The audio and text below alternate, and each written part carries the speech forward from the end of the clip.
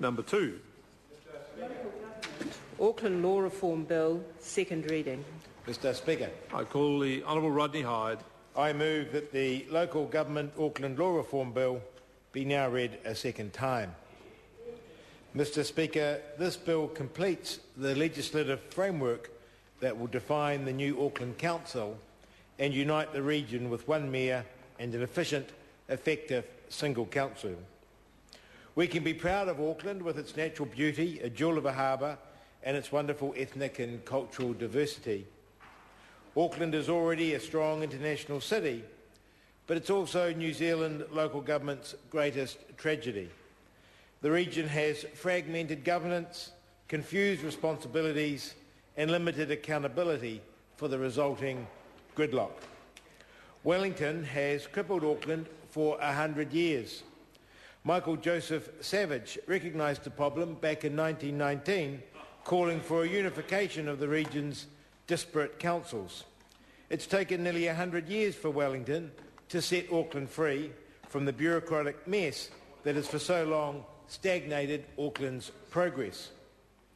Last year, Mr Speaker, this Parliament began the process of reform by passing 2 acts setting out the government's high-level decisions for Auckland. The Local Government Tamaki Makaurau Reorganisation Act 2009 and the Local Government Auckland Council Act 2009 laid out the high-level framework for the structure of the new Auckland Council. The Local Government Auckland Law Reform Bill that we're now considering is an omnibus bill that builds on these previous 2 Auckland Governance Acts considered by the House last year. The scope of the change to be achieved is significant and it is complex. Multiple organisations are to be disestablished and their staff and assets moved into new or different organisations. The planning and rating systems of 8 councils are to be integrated into one unified system by 2012. Local boards are to be established and integrated into the council's planning and decision-making systems. The bill provides a governance framework for the council-controlled organisations to ensure they achieve the regional effectiveness of operation which these governance reforms demand, and also provides a mechanism to complete the rationalisation of existing council-controlled organisations in Auckland. The bill establishes Auckland Transport and the Waterfront Development Agency and makes further provision for Water Care Services Limited. It also provides mechanisms to enhance Maori, Pacific and ethnic participation in council processes and decision-making. Setting up the new council is a huge job. The Auckland Transition Agency, under the stewardship of Executive Chairman Mark Ford, is doing a world-class job. The Royal Commission on Auckland Governance estimated the total cost of their proposed reforms to be 120 to 240 million across 4 years. The government has gone further than the Royal Commission recommended, and yet the transition cost is expected to be $94 million, with the transition achieved in less than half the expected time. The transition funding of $94 million is a loan from the government to the Auckland Transition Agency and will be repaid by the Auckland Council by 1 November 2011. To put the transition expenditure into context, local government in the Auckland region will spend more than $2,000 million this year and has a total asset base of more than $27,000 million. The total cost of the transition and the IT work before 1 November will amount to just 0.3% of the new council's total assets. I'll repeat that, Mr Speaker. The total cost of the transition and the IT work before 1 November will amount to just 0.3% of the new council's total assets. The Auckland Governance Legislation Committee has worked long and hard analysing submissions on the bill, and I'm very pleased with the constructive recommendations the committee has brought back to the House. As well as thanking the committee for its work, I thank each person and organisation who made a submission. The bill, as reported back, reflects those submissions and is a stronger, more robust bill as a result.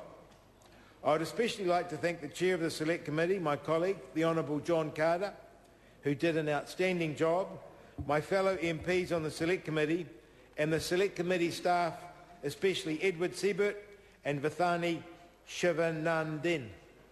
I must also thank the Department of Internal Affairs for its support to the committee, particularly Carolyn Taylor and John Sutton, for the long hours of hard work and the quality advice they provided to the committee.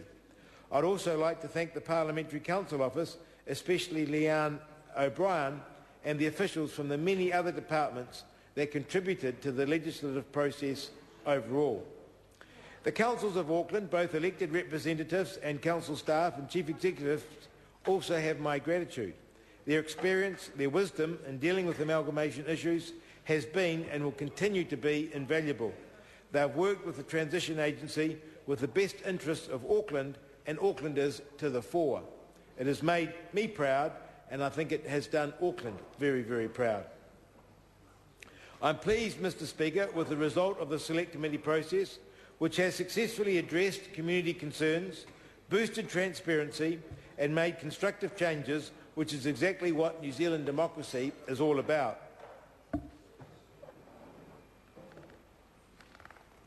The committee recommends, and the government agrees, that the bill should be amended to provide that the initial allocation of the non-regulatory decision-making responsibilities identified for local boards by the Auckland Transition Agency be given legal status. The Auckland Transition Agency allocations, which have been prepared in consultation with Auckland councils and citizens, will be published before the October local body elections and will stand until the new council adopts its own long-term council community plan for the period beginning 1 July 2012. The amendment will allow the new councils to add to the responsibilities of local boards, but importantly, not to reduce those responsibilities without full consultation with citizens in the course of developing the council's first long-term council community plan in 2012. Council-controlled organisations also drew a lot of attention from the committee, and the committee has addressed concerns over accountability by boosting transparencies of these bodies to levels not seen anywhere else in New Zealand local government. The Auckland Council will now appoint the chair and deputy chair of each CCO, including Auckland Transport, and can remove CCO directors from day one. The Auckland Council now must also have a CCO accountability policy. The Council can now require CCOs to report quarterly rather than half-yearly, and in a first, require them to have their meetings open to the public. CCOs, again including Auckland Transport, will be subject to the Council's long-term and other strategic plans. To put it simply, Auckland Council's control over its substantive CCOs is now significantly greater than that of any other council in New Zealand. Mr Speaker, this government wants to see an Auckland that is united, that is prosperous and that is dynamic in every sense, economically, culturally, socially and ethnically. We will now have a city that all New Zealanders can be proud of, a city with world-class infrastructure that our children and our grandchildren choose as a place in which to live, to work and to play. Mr Speaker, I commend this bill to the House. The question is that